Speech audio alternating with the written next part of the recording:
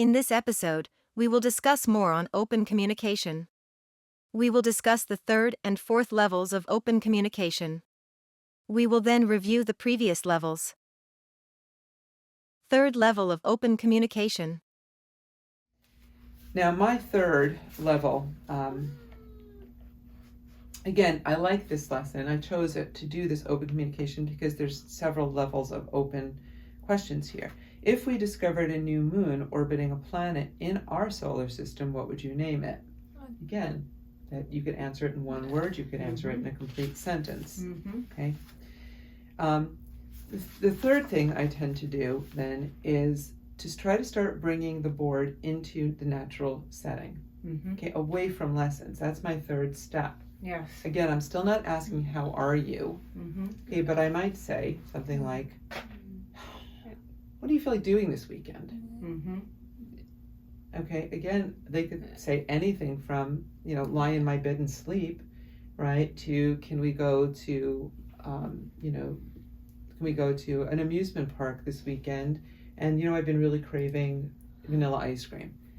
So again, it's completely open. I have no idea what the speller is going to say, but I've now moved away from the structure of a lesson. Okay, so what would you like to do this weekend, Elizabeth?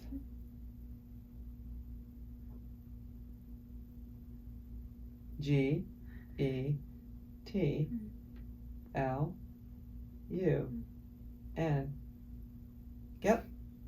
Get lunch at A-R-E-S-T-A-U-R-N-A.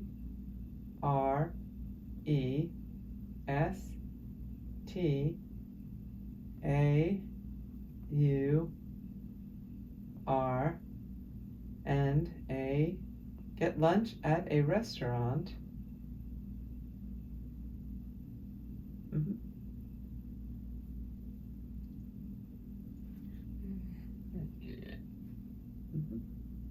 W-I-T with A-L-E. Get lunch at a restaurant with Alex. Done. Alex is her son, remember, so. Right. Yes, so hopefully we'll be able to do that after we finish these videos. Okay, so that's when I start. Now, I also want to point out another thing that can help you guys. When I was starting to do this years ago with my own son, bearing in mind, I didn't really know what I was doing, okay? But I have that kind of natural teacher thing going on me. I'm from a long line of teachers, and we just teach by instinct. And I did some really smart things that I try to always share with my families here. So even when your child is still, even if they're on the 3 boards and you're doing only the known questions, what I would tend to do is bring the boards with me. Let's say we would used to work for our formal sessions at Alex's desk in his room. But I would bring the boards with me and I turn on, I really like documentaries. So, and all of these lessons, by the way, are based on documentaries that interested me. So I would turn on a documentary and I would have the board sitting next to me. And every so often, just as I would if I was, let's say, just Ginnie and I were hanging out, I might put it on pause for a second and say, that was really interesting. I didn't know that. And I would formulate a question from it. I love this idea of asking questions while you are watching a program. You can also do it with movies, the news, or sports. Which team is playing better defense? So I'm going to give you some concrete examples. For a while, I still am, to be honest, a little bit of a closet David Attenborough fan. And I loved his BBC Earth videos. I mean, the photography is incredible. Yes. Okay, and I kind of obsessed on them. So Alex and I would watch them together. And I'd put the boards next to me, and I would say to him in the beginning, okay, we're watching a 7-part series that he made called Africa. And I would say to him, and the title would come on, it'd say, today we're going to learn about the savannah. And I'd say, click, pause, what are we learning about today? Savannah. Perfect. No question. Yeah. Then, when he started to get a little bit more towards the semi-open phase, and David Attenborough's lovely English accent would come out and say, and in the rainforest we see, many different kinds of monkeys and insects. Pause. Tell me something that lives in the rainforest. Okay, and I'd have him answer that. One of the most important moments in Alex's progression, because remember that Elizabeth was the only non-speaker I knew who typed, and I thought Elizabeth was special. Yeah, that's right.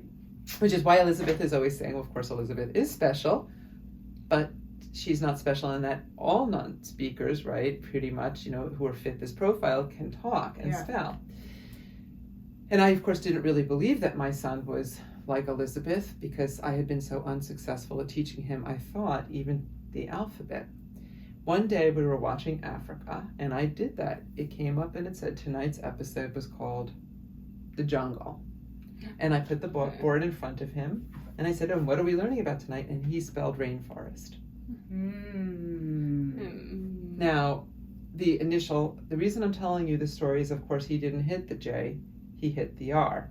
And there's that moment where you're going to lift the board and say, okay, it's, start increasing your coaching level, right? You hit the wrong letter. But I've had this happen, and I know I've talked about this in previous videos. What was the worst that could happen? He hits RX, and I know that it's just a mistake. I left the board there.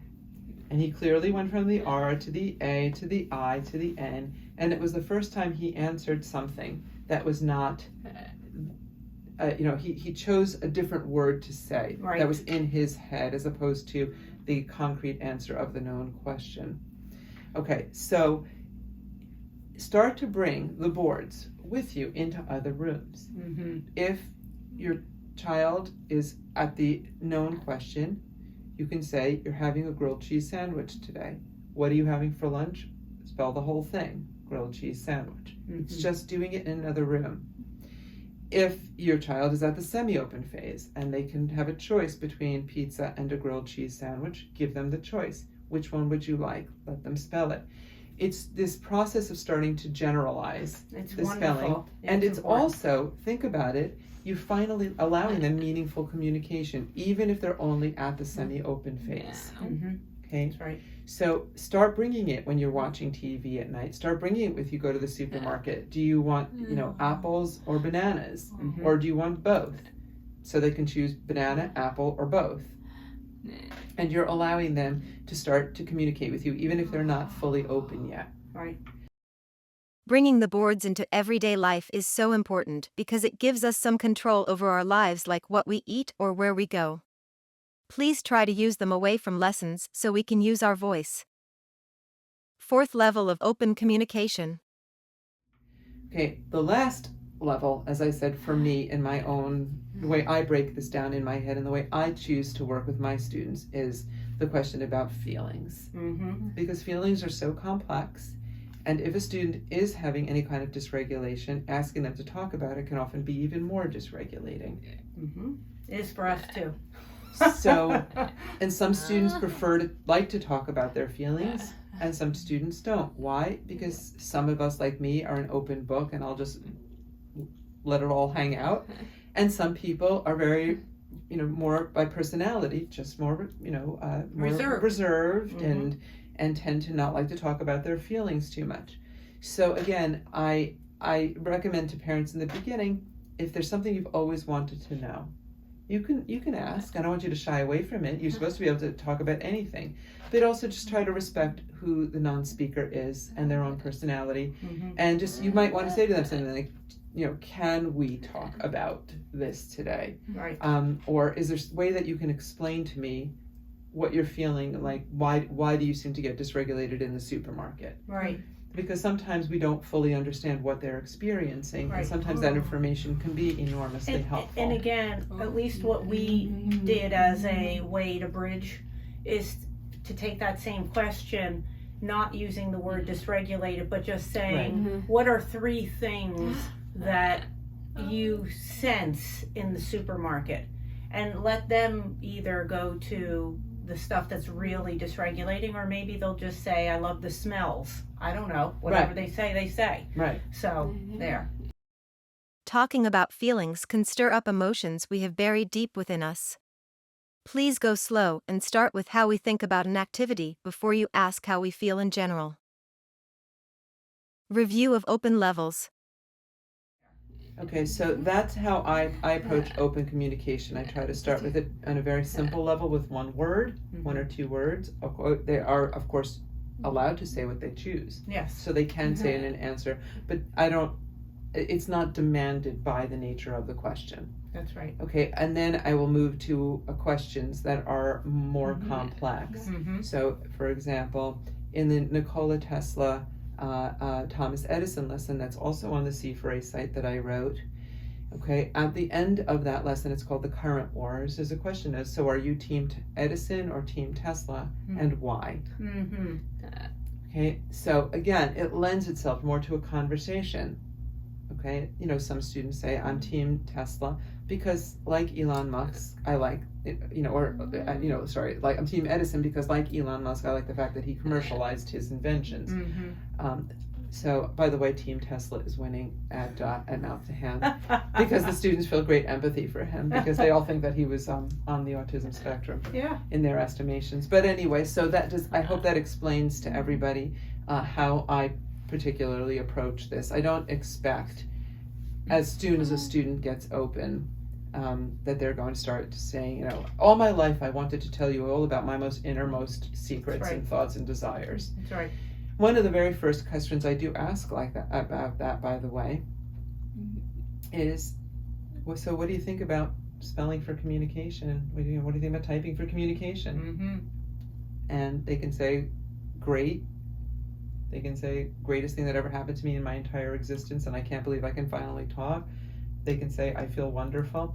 It's just, but it's a simple kind of a thing. It's only asking in a specific context of one activity. So I think, again, just to summarize what Judy has given you, her pearls of wisdom from just working with so many students, is that the open communication itself has different levels. And so we're going to make sure that in our summary we spell them all out, of sort of single word, then more conversational, then more sort of generalized, sort of around the house, and then finally getting to sort of more emotionally, charged questions. And so we hope that this really helps you understand how you're going to work toward open communication. We hope these videos on open communication help make it less daunting for you. We need communication partners to be confident when they ask open questions, so please start at the first level and work your way up to full conversations. In this episode, we discussed open communication. The third level of open communication is to ask questions in natural settings. You can ask about choices and more around the house and community. The fourth level of open communication is to ask questions about feelings. You start by asking what we think about a particular activity. To review the previous levels, the first level is to ask questions with one-word answers. The second level is to ask questions with multiple-word answers. Keep the board down and see what happens. Here is a representation of the 4 levels of open communication.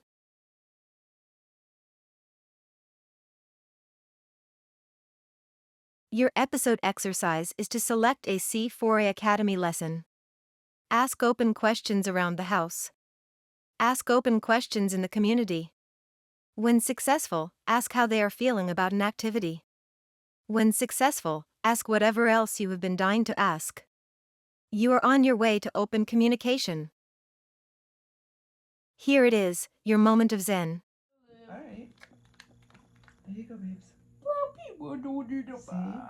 And can I say W-E-A-R-E? Can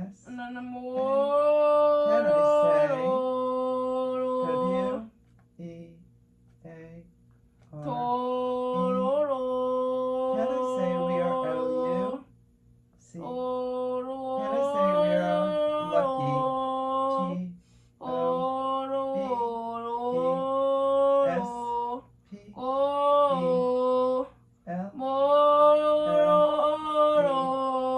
I say we are lucky? Lucky to be S-P-E-L-L-E.